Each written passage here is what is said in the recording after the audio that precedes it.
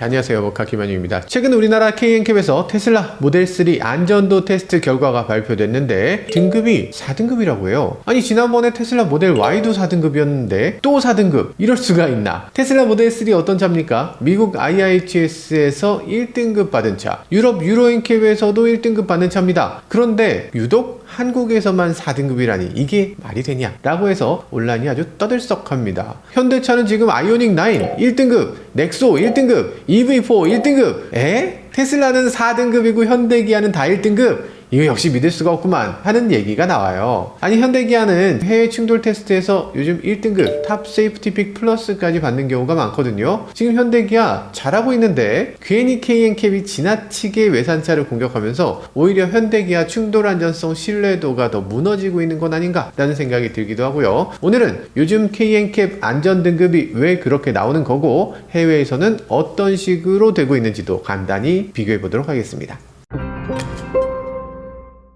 자, 그럼 KNCAP에서 테슬라 모델3 충돌 테스트 결과를 보죠. 충돌하는 모습도 나왔는데요. 괜찮아요. 그리고 점수도 최고 등급입니다. 엄청나요. 보행자 안전 테스트도 괜찮아요. 상당히 괜찮고 이상합니다. 현대기아하고 충돌 테스트 결과를 놓고 보면 완전히 똑같은 수준이에요. 말하자면 테슬라도 끝판왕이고 현대기아도 끝판왕이다, 이렇게 평가가 됐다는 얘기죠. 그런데 왜 테슬라만 4등급이야? 이거 좀 이상하잖아요. 당연히 이유가 있습니다. 테슬라 모델3는 사고 예방 안전성에서 별 5개 중에 2개를 받았어요. KNCAP 제도를 보면 여러 테스트 항목 중에서 단 항목이라도 별 2개를 받으면 전체가 꽈락이 되는 제도가 있습니다. 딴 거 볼 필요가 없어. 모두 다 별 2개야. 이렇게 처리를 해요. 우리가 대입할 때 보면 국영수 중에 하나라도 3등급 이하로 떨어지면 다른 거 아무리 잘해도 우리 학교 입학 안 됩니다. 이런 제도 있잖아요. 그런 걸 꽈락이라고 합니다. 그래서 KNCAP에서는 이 중에 어떤 거라도 잘못되면 탈락, 이렇게 한다는 거예요. 말이 되나 할 수 있지만 일단 명분은 있습니다. 모든 안전 기준을 일정 기준 이상으로 맞춰라 라는 얘기죠. 한 10년 전쯤에 아우디 Q7에 그런 일도 있었습니다. 충돌하는 순간 뒷좌석에 있는 사람이 튀어올라서 앞에 머리가 부딪히는 일이 있었어요. 해외 버전에선 괜찮았는데 국내 버전에서는 뒷좌석에 안전벨트 프리텐셔너를 굳이 뺐습니다. 그게 없어서 머리가 부딪히는 거야. 그런 것들이 있으면 꽈락시킬만 하죠. 그래서 아우디도 그 이후부터는 바로 그 부품을 넣어서 다시 안전성을 높이는 일이 있었죠. 그런 건 안전 테스트의 순기능이라고 할 수 있죠. 그런데 지금은 다른 얘기죠. 사고 예방 안전성이 떨어진다, 테슬라가. 그래서 별 2개 주고 나머지 충돌 안전성이나 이런 것들은 아무리 좋아도 다 무시하자. 야, 요건 좀 문제가 있죠. 시험 영상을 지금 보면 이런 식으로 긴급 제동되는 모습, 뭐 잘 작동하죠. 요런 상황도 잘 작동합니다. 요런 상황도 괜찮네요. 다 잘 써요. 오히려 다른 차 테스트하는 걸 보면 현대 기아차도 들이받네. 근데 지금 테슬라는 다 멈춰 섭니다. 잘 멈추고 있죠. 그럼 뭐가 별 2개를 받게 했나? 차로 유지 지원 장치가 빵점이라는 점이 있습니다. 황당하지만 KNCAP에서 이 테스트를 할 때 오토파일럿을 끄고 합니다. KNCAP 시험 규정은 요 급 코너를 그려놓고 시속 65km로 요걸 빠져나가는 게 규정입니다. 근데 테슬라는 오토파일럿을 켜면 급 코너네요 하면서 속도를 60km 이하로 줄인다는 거예요. 스스로 속도를 줄이기 때문에 시험 규정을 벗어나 버린다. 그렇기 때문에 오토파일럿을 꺼야만 한다는 주장입니다. 말이 되나?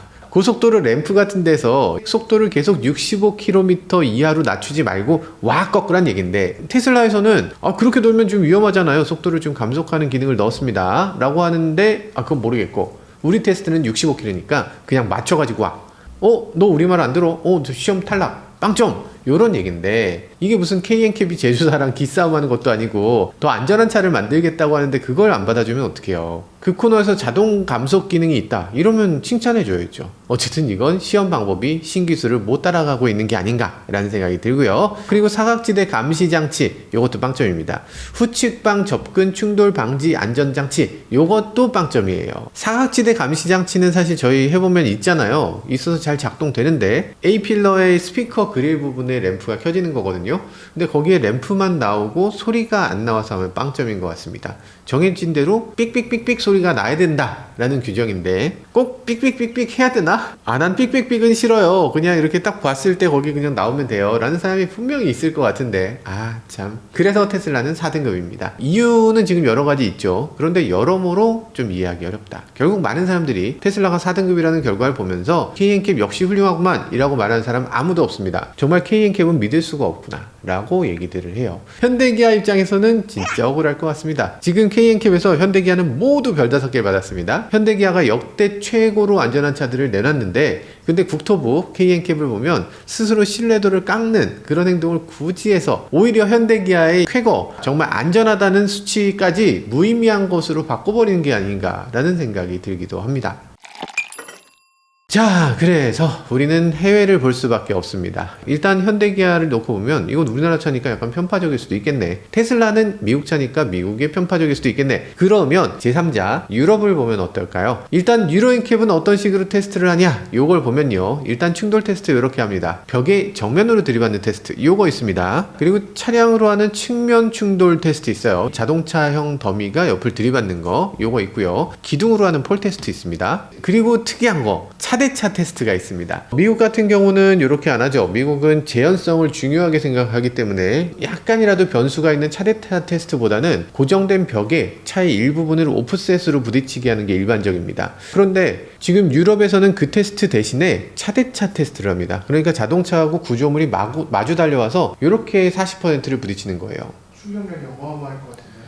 아, 차가 2대가 마주 달리니까 충격이 2배 아니냐? 아니죠. 이 충격량이라는 건 운동량 변화잖아요. 그러니까 질량하고 속도 변화에만 비례합니다. MV에 비례하는 거죠. 벽이 있을 때 벽에 박았을 때 0이 되고, 똑같은 무게의 차끼리 박았을 때 똑같이 0이 되니까 충격량은 똑같습니다. 충격량 전체의 합은 2배가 되겠지만 이 차 2대가 나눠 갖는 거잖아요. 내 차가 갈 때 이 차가 밀리거나 튕겨나오지 않고 여기 딱 0이 되려면 결국에는 벽에 내 차하고 똑같은 무게의 차가 똑같이 온 거하고 동일하다라고 생각하면 쉽죠? 이해가 안 돼요? 이해 안 되면 그냥 외우세요. 차나 벽이나 충격량은 똑같다. 이거 시험에 나옵니다. 진짜로. 그런데 왜 굳이 차대차로 충돌하느냐? 그러면 벽에다 그냥 들이받는 게 훨씬 쉬운데, 벽에 들이받게 하면 차가 가벼울 때 오류가 생깁니다. 경차 같은 경우에 충돌 테스트하면 별 5개 받는 경우 꽤 있습니다. 근데 실제로는 어떻습니까? 팰리세이드나 뭐 대형 트럭이 와서 들이받으면 작은 차는 더 크게 다치게 되죠. 운동 에너지 자체의 차이가 크기 때문에 작은 차가 충격량을 더 많이 받게 됩니다. 내가 가벼우냐 무거우냐에 따라서 충격량의 변화가 생긴다는 걸 반영하고, 그리고 실제 차량끼리 부딪혔을 때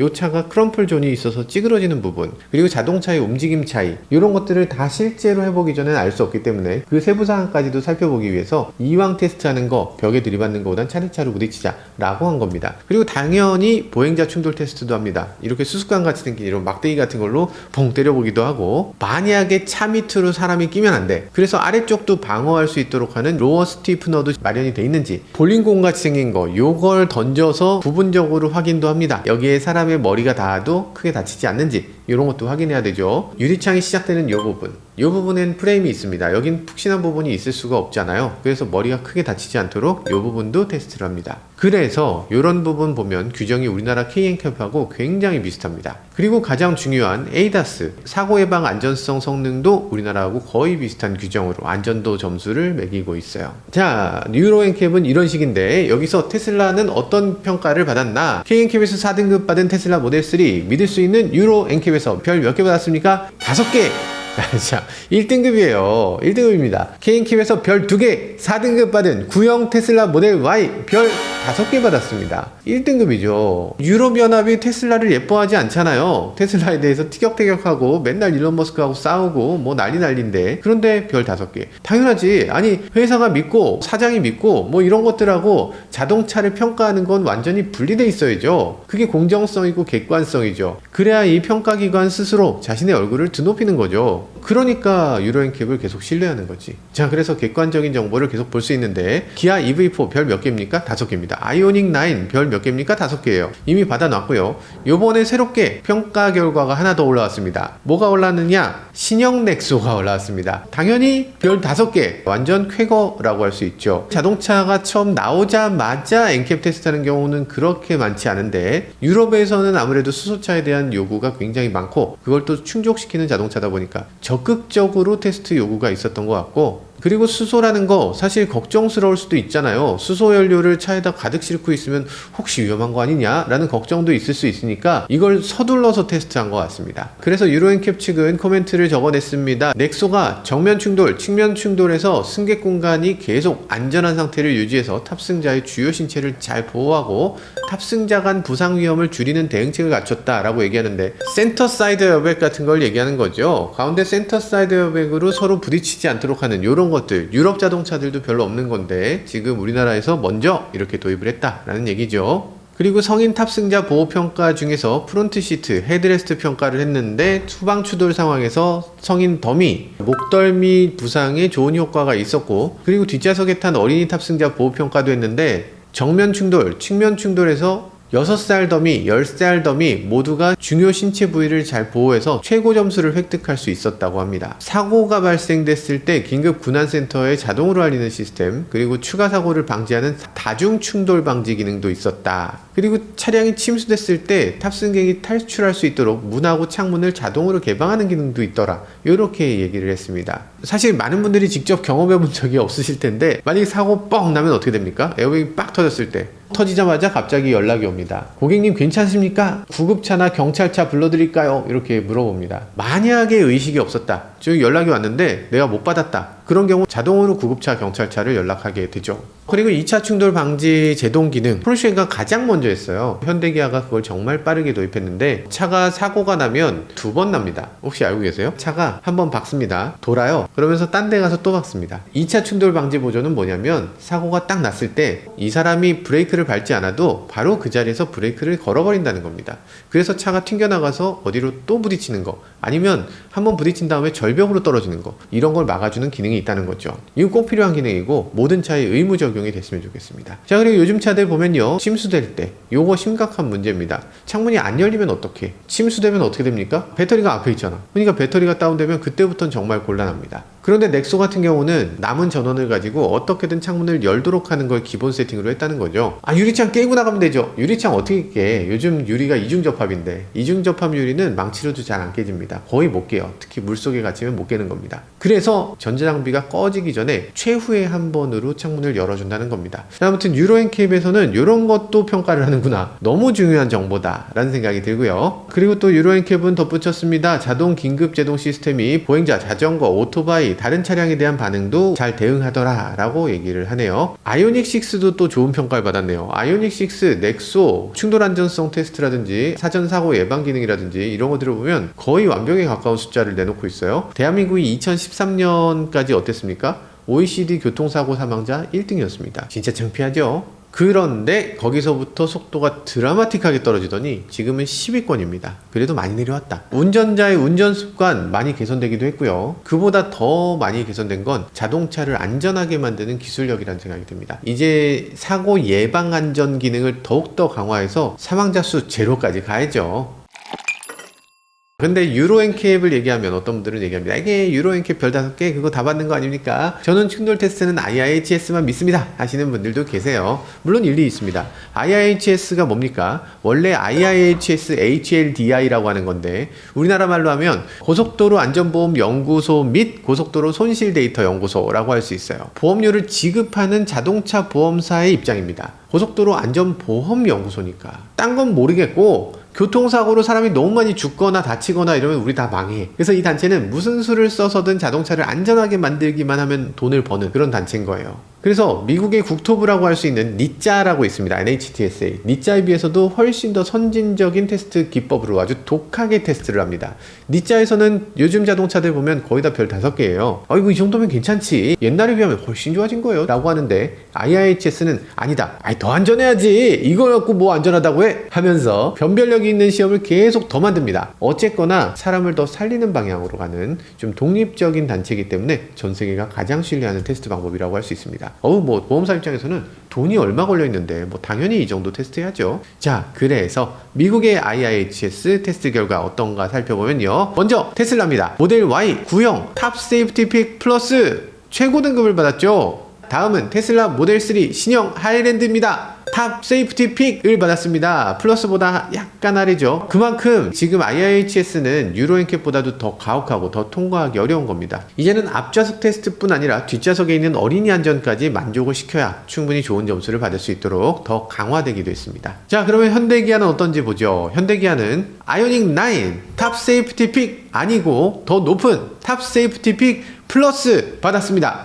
와, 정말 대단하죠. 모든 면에서 다 9입니다. 아이오닉 5, 6 탑 세이프티 픽 플러스 받았습니다. 신형 넥소는 아니지만 이전 세대 넥소 역시 탑 세이프티 픽 플러스. 대단하죠. 다른 테스트는 그렇다 쳐도 넥소의 평가가 의외라는 분들이 많은데 사실 그럴 만도 합니다. 왜냐면 앞쪽에 수소연료 전지가 있잖아. 무거운 수소연료 전지가 있으면 그 부분이 실내로 유입될 수 있지 않을까 하는 우려도 있습니다. 그리고 뒤쪽에 있는 수소통도 있잖아. 이게 무거우니까 이게 문제가 되지 않을까 라고 생각되는데, 그런데 오히려 이 때문에 안전성을 더욱더 잘 확보해서 어디서 부딪혀도 충분히 안전하게 만들겠다는 게 넥소가 특이하게 안전한 이유입니다. 사실 이 수소통은 그 자체가 안전해요. 우리가 자동차 뒷날개 카본으로 만들었어요. 립을 카본으로 했네요. 이거 몇 겹입니까? 한 겹입니다. 그럼 이 수소통은 몇 겹으로 쌌을까? 카본으로 만 겹을 쌉니다. 두께로 이만큼을 싸서 자동차가 만약에 다 부서져, 수소 찬 거 모르고 그냥 폐차장에서 짜부시켰어. 그래도 버팁니다. 불이 붙어. 그래도 터지지 않아요. 미국에선 특이한 규정도 있는데 수소 탱크는 모두 다 총을 쏴봐야 되는 규정이 있습니다. 테러에 이용될 수 있는 우려가 있다 해서 고의로 폭발시키려고 해도 폭발하지 않는다는 걸 증명해야 된다라는 이유에서 수소연료 전지통이 있으면 적어도 소총 갖고 쏘는 정도로는 이게 폭발해서는 안 된다라는 걸 증명해야 됩니다.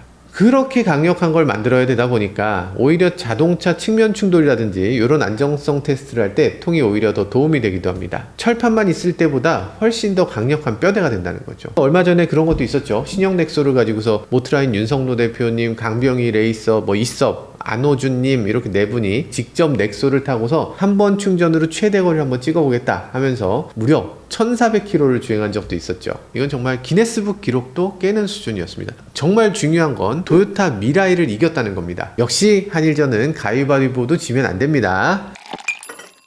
현대기아 차들 그리고 넥소 충돌 안전성 당연히 좋다고 하고요. 사고 났을 때 안전한 것, 이것도 중요하게 보는데 미국에서는 사고를 막아주는 성능이 얼마나 잘 돼 있느냐, 이것도 굉장히 중요하게 보고 평가 지표를 삼고 있어요. 그래서 여기 보면 승용차 보행자 대상으로 충돌 방지 훌륭하게 작동됐다고 하고요. 그리고 제가 사실 IITS에서 정말 걱정되는 게 야간 운전 안전성, 그러니까 헤드램프의 점수를 매기는 부분입니다. 헤드램프가 만약에 어둡다, 잘 비춰주지 못한다, 아니면 상대방을 눈부시게 한다, 이런 것들이 모두 감점 요인이에요. 그래서 헤드램프가 안 좋으면 보행자를 칠 수도 있잖아. 아니면 동물이나 장애물이 나타났을 때 그걸 미처 못 보고 사고를 일으킬 수도 있으니까 헤드램프의 안전성이 자동차의 안전성과 직결된다 해서 자동차 안전도 평가의 중요한 지표로 삼습니다. 저는 우리나라에서도 이 부분이 굉장히 중요하다고 봅니다. 왜냐하면 비 오는 밤에 블랙박스 영상들 보면 사람들이 안 보였어요, 그냥 쳤어요, 이렇게 얘기하시는데 아니죠. 헤드램프가 충분히 안전했다면 그거 피할 수 있는 사고인 경우도 많이 있었겠죠. 그래서 IIHS는 이걸 중요한 점수로 평가하는데요. 예전에는 현대기아 차들 헤드램프 부문에서 약한 모습을 보여주는 경우가 많았습니다. 그런데 그 이후에 요즘은 정말 너무 좋아졌죠. 아이오닉 9 비롯해서 요즘 나온 차들 다 보세요. 보면 헤드램프도 다 굿을 받고 있습니다. 저희도 아이오닉 9 타보면 그전까지 현대기아하고는 정말 사뭇 다르게 깜깜한 길을 달려도 밤에 정말 환하게 잘 보이는 걸 볼 수가 있습니다. 야간 운전이 훨씬 쾌적해졌죠. 왜 이 얘기를 길게 드리냐면 여러분들께 정말 당부드리고 싶은 말씀이 있어서 그렇습니다. 좋은 헤드램프, 요거 있어봤자 이거 소용없게 만드는 방법이 있습니다. 바로 앞유리 썬팅. 여러분들이 앞유리 틴팅을 진하게 하고 나면 헤드램프가 아무리 좋아도 안전은 저 멀리 가버리는 거죠. 여러분들 꼭 안전을 위해서는 전면 틴팅 연하게 하시길 바라겠습니다. IIHS에서 이런 자료도 나왔습니다. 현대차 그룹 2년 연속으로 가장 안전한 차로 최다 선정됐다, 이런 얘기가 있는데요. 이게 진짠가 싶은 생각이 살짝 들어요. 분명히 정말 객관적인 기관인데 현대기아가 여기서 1등 했습니다. 탑 세이프티 픽 플러스만 18개예요. 탑 세이프티 픽까지 합치면 총 21개를 받았습니다. 현대기아의 거의 전 차종이 최고 안전 등급을 받은 겁니다. 이렇게 되니까 그거 흔한 거 또 받았구만, 이렇게 생각하는데 아닙니다. 2등 폭스바겐입니다. 그리고 혼다 각 9개씩 받았어요. 토요타, 르노, 닛산 7개씩 받았습니다. 현대기아가 지금 21개 받았는데 차이가 어마어마하죠. 다른 브랜드들 보세요. 토요타, 혼다, 닛산이 차종은 더 많아요. 근데 탑 세이프티 픽은 절반도 안 돼. 3분의 1 이렇게 떨어지는 거죠. 현대기아와 다른 브랜드들이 안전도 차이가 어마어마하게 벌어진 겁니다. 생각해보면 현대기아가 안전에 대한 노력 정말 많이 기울이는 거고 정말 안전한 차를 만들겠다는 의지가 있다는 겁니다. 지금 뭐 볼보라든지 뭐 안전의 대명사다 라고 얘기하는 브랜드들이 있잖아요. 정말 수십 년을 노력한 겁니다. 이게 몇 년 안전하다고 해서 될 일이 아니에요. 이제 현대기아 시작이고 지금 나온 요 차들처럼 앞으로도 더 엄청나게 안전한 차들 꾸준히 만들고 더 개발하고 더 노력을 기울였을 때만 그런 칭호를 들을 수 있게 되지 않을까라는 생각이 들고요. 그런데 한편으로는 세계적인 충돌 테스트 유로엔킵이나 IIHS나 이런 데서 테스트한 결과를 보면 현대차가 다른 차들에 비해서 뒤처진다거나 우리나라 정부기관이 앞장서서 감싸줘야 된다거나 이런 상황이 전혀 아닙니다. 지금 현대기아의 안전성은 아무데나 던져놔도 그냥 탑을 찍는 그런 안전성이에요. 그러니까 지금 KNCAP도 정말 달라진 현대기아를 인정해줄 수 있게 함께 발전하면 좋겠습니다. 신뢰할 수 있는 결과를 더 내놔야죠. 잘한 건 잘했다 칭찬하고 못한 건 못했다고 따끔하게 꾸짖고 그런 것만이 기관의 명예도도 높이고 우리나라 기업들의 발전에도 큰 도움을 주는 일이 되지 않을까 생각됩니다. 지금까지 저는 모카 김한용이었습니다. 감사합니다. 차의 이야기 세상은 넓어 차들은 달려가지 하나 둘씩 펼쳐지는 차의 모험 바퀴 아래 세상은 무궁무진해